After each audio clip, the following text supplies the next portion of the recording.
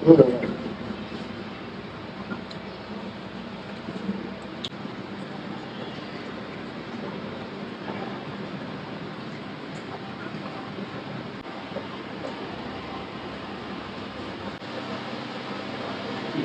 আল্লাহ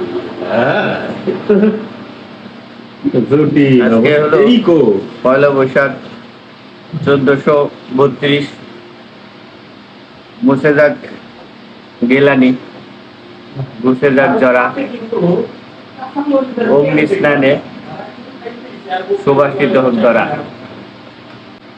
আজকের এই দিনে সবার দুঃখ কষ্ট বেদনা মুছে নিয়ে সবাই আনন্দে ভেসে যাক, সবার মনে আনন্দ আসুক, ঘরে ঘরে আনন্দ আসুক। আমরা গতকালে কিন্তু সহ্যের প্রখর রোদ্রে প্রখর খরায় প্রচন্ড দাবদাহে একদম পুরো একাকার হয়ে যাচ্ছিলাম। আজকে সেই ফাগুন, সেই খাখা চৈত্র, খাখা লং মার্চ, অগ্নিঝরা মার্চ, সেটা পার করে আমরা পা দিলাম গ্রীষ্মে, পয়লা বৈশাখে।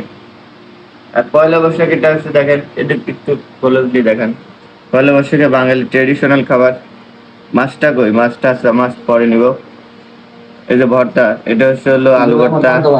এই যে দেখছেন, এখানে তো রেকর্ড করে ফেলছে হৃদয় সাহেব। এটা হচ্ছে হলো চাপা শুটকি প্লাস হলো আপনার ওই যে চিংড়ি মাছ, এটা ভর্তা, এটা ডাউল ভর্তা, এটা বেগুন ভর্তা। এই তো এটা হলো বাঙালির ট্রেডিশনাল খাবার। আমরা কিন্তু রাত্রে দেখেন পান্তা ভাত, রাত্রে এই ভাতটা আমরা রান্না করে রেখে দিছিলাম পানি দিয়ে, সকালে এসে পান্তা ভাত আমরা খাচ্ছি। খুবই ভালো লাগতেছে অনেকদিন পর। এই পান্তা ভাত খাওয়ার কিন্তু উপকারিতা আছে, কারণ এটা ভিজলে করে এর মধ্যে যে ইনগ্রেডিয়েন্টস গুলো আছে, যে ভিটামিন গুলো আছে, এটা কিন্তু বেশি আপনার ফুলে যায় এবং এটা বেশি, এটা সেন্টটা ভেঙে যায়, সহজে এটা অ্যাবজর্ব হয়ে যায়। এবং এটা নর্মাল আমাদের ড্রাই ভাতের সাথে পান্তা ভাতে ক্যালোরি বেশি পাওয়া যায়, এদিক দিয়ে কিন্তু ভালো। সব মিলে আর কি ভালো। ঠিক আছে, সবাইকে পয়লা বৈশাখের শুভেচ্ছা জানিয়ে এখানে শেষ করতেছি। আর একটু বলে রাখি, এটা কিন্তু আমাদের আসলে ব্যাচেলরদের জন্য পয়লা বৈশাখ।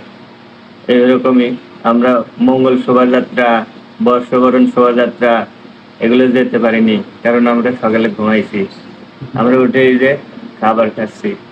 তাই এটা